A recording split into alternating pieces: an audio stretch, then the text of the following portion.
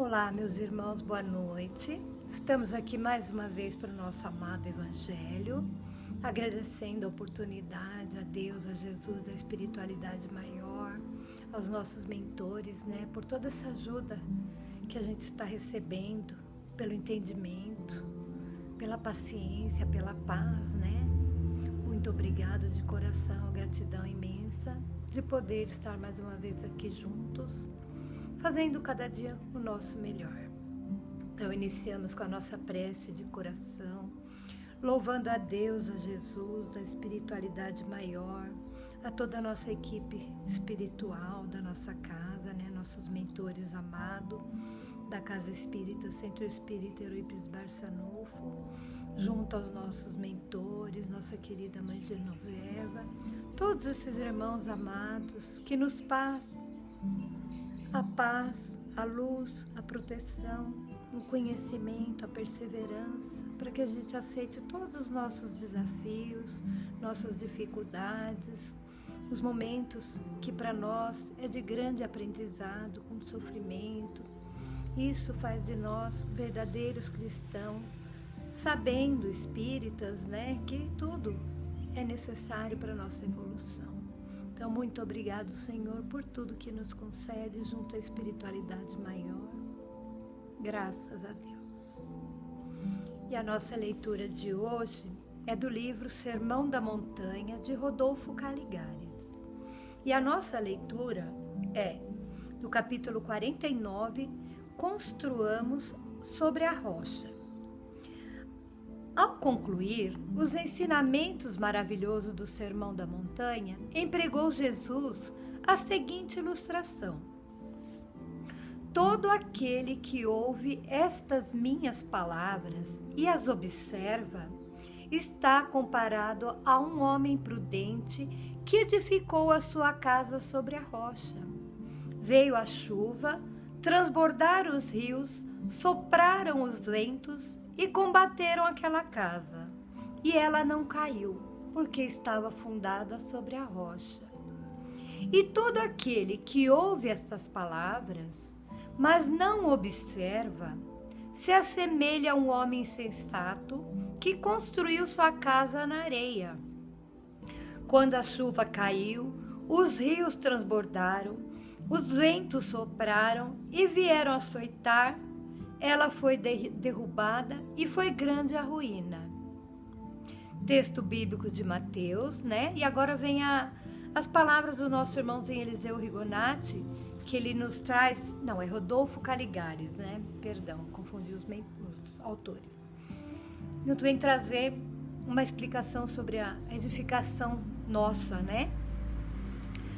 Essa advertência do mestre tinha endereço certo.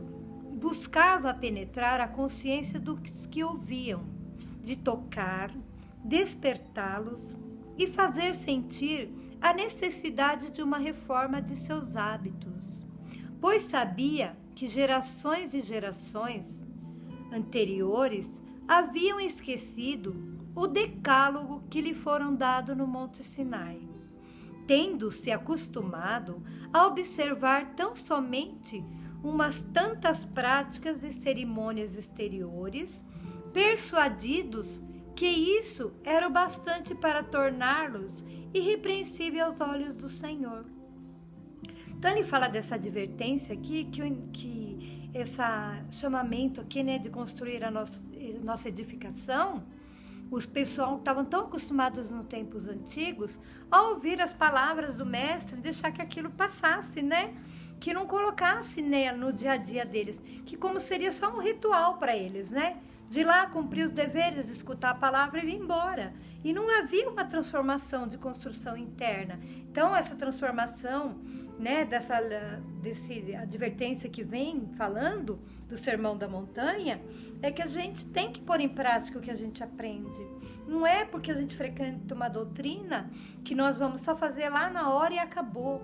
É a transformação nossa de espíritos, de humanos, Então é essa advertência que vem nos chamar sobre esse texto. Ainda hoje, Infelizmente, existem em todas as organizações religiosas que incidem no mesmo erro, inverterando hierarquia de valores, demonstrando zelo extremado pelo que é secundário, negligenciando por completo aquilo que é essencial. Também entre os espíritas, forçoso é reconhecê-los. É grande até agora o número dos que aferram as chamadas sessões espíritas, nem sempre bem conduzidas, e não saem disso, esquecendo-se de estudos metódicos e profundos da doutrina, em seu tríplice aspecto científico, filosófico e religioso, a fim de que, com esse preparo, podem auxiliar eficazmente tanto aos desencarnados nos trabalhos de esclarecimento e desobsessão, como os encarnados que carecem da melhor orientação da vida. Outro engano comum, e muitos que se têm na conta de cristãos, é suporem que a memorização das escrituras, conhecimentos teóricos de princípios religiosos corretos ou concordância com certos dogmas teológicos seja suficiente para a salvação de suas almas. Então, nesses 2 trechinhos que ele fala assim, né, que as pessoas com muita vaidade de segmentos de doutrina, de conhecimentos, de religiões, que nós temos muitas religiões para o nosso aprendizado, né? Porque cada pessoa está numa religião conforme a sua evolução.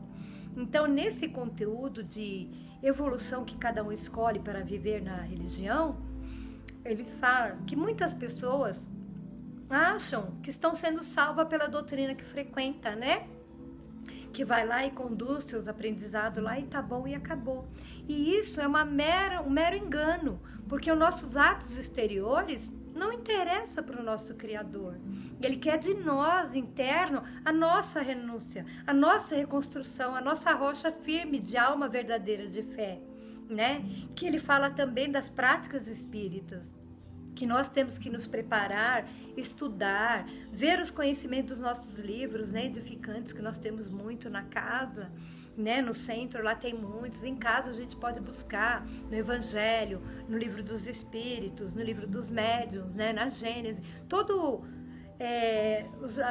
os códigos da doutrina espírita de Allan Kardec, né, os livros, tem muito conhecimento para nós pormos em prática, para podermos entender o processo de obsessão, desobsessão, ajudar as pessoas a entender, saber se controlar sobre elas mesmas no aprendizado, se defenderem, porque a maior arma, né, é nós estarmos firmes e fortes como uma rocha, para que as coisas não caiam sobre nós de maneira desprovida, né, negligentes, achando que é como se fosse a rocha mesmo, né, a chuva veio e levou nós porque nós não estamos edificados com uma fé viva em nós, do aprendizado que a gente diz que somos espíritas. Então, nesses momentos que a prática tem que estar junto com o conhecimento e não só saber decorar dos evangelhos, saber toda a teoria, construir todo esse formato de aprendizado letrado, sem que isso seja praticado na essência, né? E de evolução, que precisamos cada dia aprender, que a doutrina espírita traz muita evolução para nós, muitos conhecimentos que acompanham todo o nosso século de agora, né? Nosso mundo está vivenciando tantas coisas que o Evangelho nos trouxe lá de trás e é tão vamos dizer, tão atual como as coisas estão acontecendo agora, né? Então, para vocês verem que o conhecimento é a fonte de todos os negócios, de aprendizado, de doutrinas, livres para crescermos espiritualmente. O mero ensinamento intelectual à verdade, entretanto, não constitui por si um mérito. Algum será de todo inútil, se não fizer dos homens que produzam frutos da bondade, justiça no trato aos semelhantes. Aliás, sabem todos os crimes mais abomináveis que enegrecem as páginas e as histórias. Foram praticados por criaturas que se vangloriavam de ser oráculos da divindade, como há ainda nesses dias que ocorrem, não poucos representam que pretendia a ortodoxia religiosa, cujos atos são de estarrecer. Quer dizer, ele fala aqui também, né, que não adianta tanto conhecimento, tanta bondade, tanto amor, tanta pregação da boca para fora, quanta palavra sem atitudes e sem uma produção, né, necessária que ele fala pra gente, né? Como nós não deixamos que a semente do conhecimento seja verdadeiro. Porque quantos grandes nomeados aí foram por ter muitas coisas, ser letrados, e se perderam pela vaidade, pela ganância, de guardando o saber para eles mesmos, né?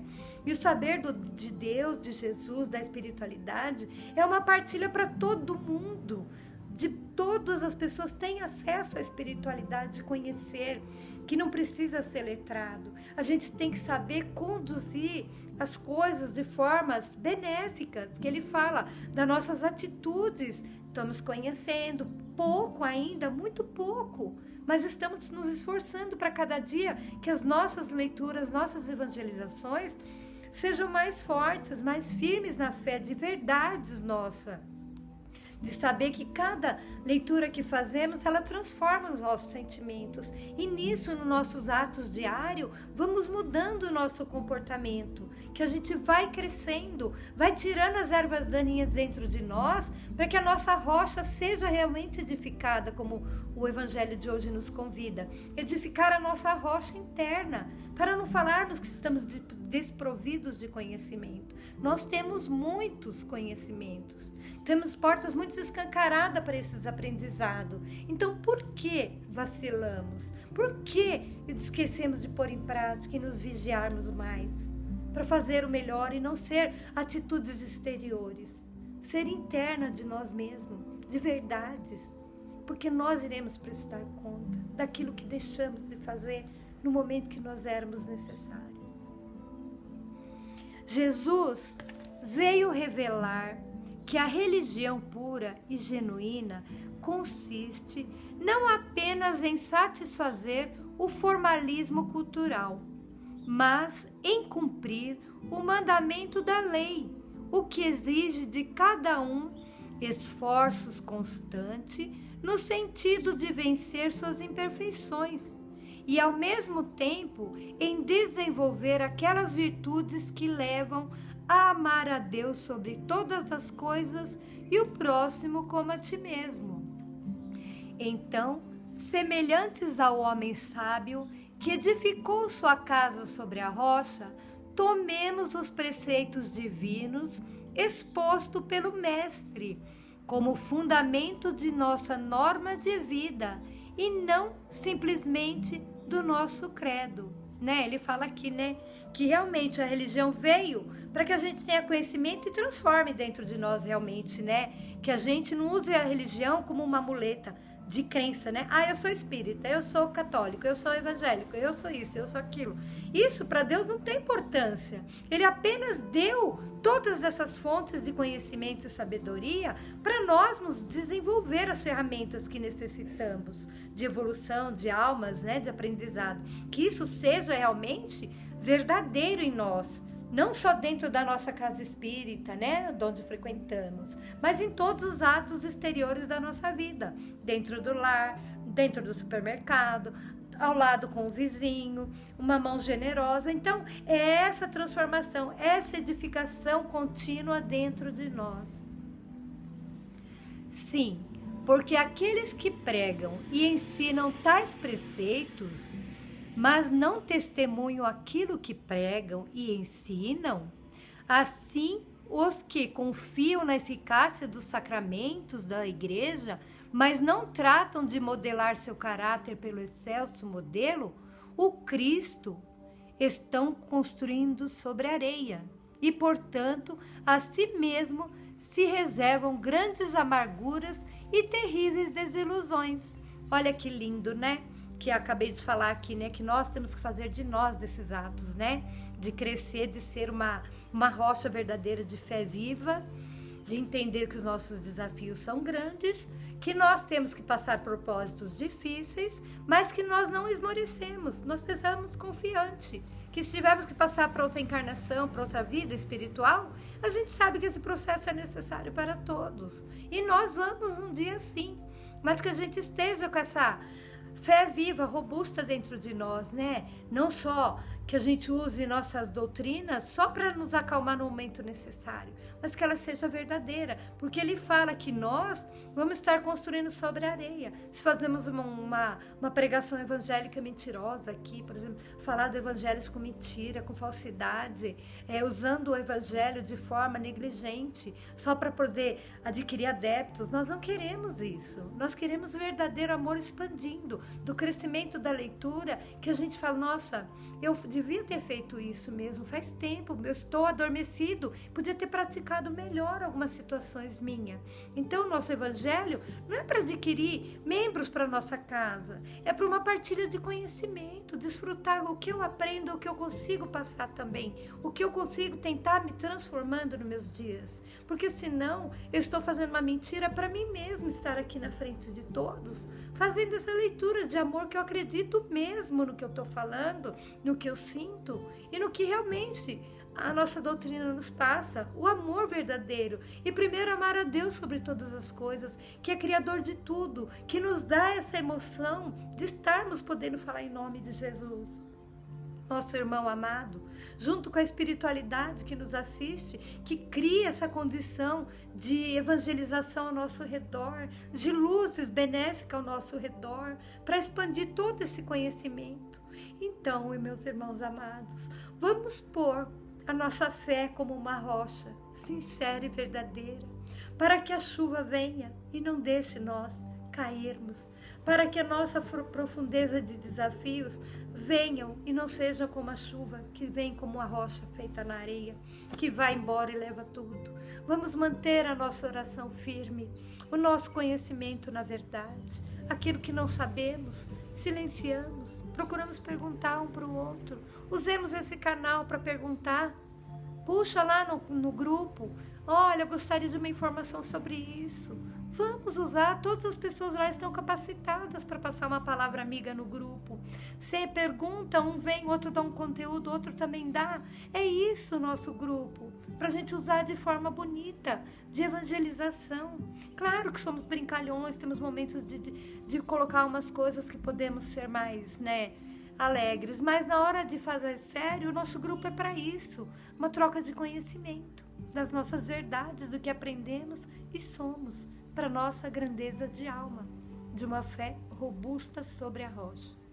Então, que Deus, que Jesus seja louvado, meus irmãos, para sempre seja louvado. E através dessa infinita gratidão, agradecendo a espiritualidade maior aos nossos mentores amados, rogamos a Deus, a Jesus, que possa, junto ao nosso planeta Terra, aos nossos enfermos, agonizando do vício, da droga, da prostituição, os encarcerados, abandonados pelas ruas, velhinhos, criancinhas, a todos os nossos irmãos que estão nos lares, acompanhando o Evangelho, que sejam luzes, vibrações de amor, para que nós possamos, unidos através da vibração espiritual, ser instrumentos de Deus, de Jesus, propagando o Evangelho de amor, de verdade, para que a paz reine hoje e sempre em todos os corações e a toda a nossa humanidade.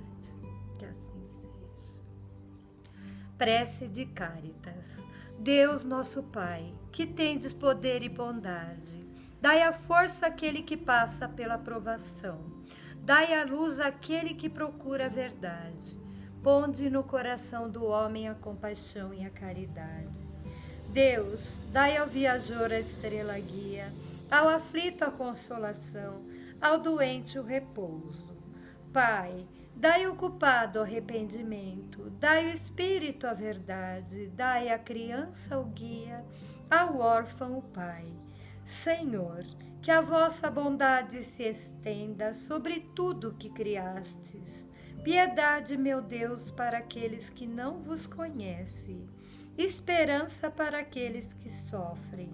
Que a vossa bondade permita hoje aos Espíritos Consoladores derramarem por toda parte a paz, a esperança e a fé. Deus, um raio, uma faísca do vosso amor pode abrasar a terra. Deixai-nos beber na fonte dessa bondade fecunda e infinita, e todas as lágrimas secarão, todas as dores se acalmarão. Um só coração, um só pensamento subirá até vós, como um grito de reconhecimento e amor. Como Moisés sobre a montanha, nós esperamos com os braços abertos para vós. Ó poder, ó bondade, ó beleza, ó perfeição. E queremos de alguma sorte alcançar a vossa misericórdia. Deus, dai-nos a força de ajudar o progresso, a fim de subirmos até vós. Dai-nos a caridade pura, dai-nos a fé e a razão, dai-nos a simplicidade que fará de nossas almas o espelho onde se deve refletir a vossa imagem. Que assim seja, graças a Deus. Pai nosso que estais no céu, santificado seja o vosso nome. Venha a nós o vosso reino, seja feita a tua vontade, assim na terra como no céu. O pão nosso de cada dia nos dai hoje, Senhor. Perdoai as nossas dívidas, assim como nós perdoamos aos nossos devedores. E não nos deixeis cair em tentação, mas livrai-nos de todo mal, porque teu é o reino, é o poder e é a glória para sempre. Que assim seja, e graças a Deus, meus irmãos, graças a Deus. Que a paz, o amor de Deus, a misericórdia esteja agora e para sempre com todos nós e nossa humanidade. Que assim seja, graças a Deus.